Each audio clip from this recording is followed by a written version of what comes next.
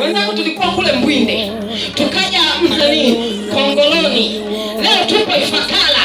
Kwa nini? Kwa sababu kuna eneo ambalo Mungu ameweka baraka yako, lakini sasa wasema nyota kwenye ukoo wakapiga manyanga, wanasema hapana kwenda. Ndio maana wanamkuta amezaliwa kwenye kijiji cha Sokoine, amekulia Sokoine, ameolewa Sokoine.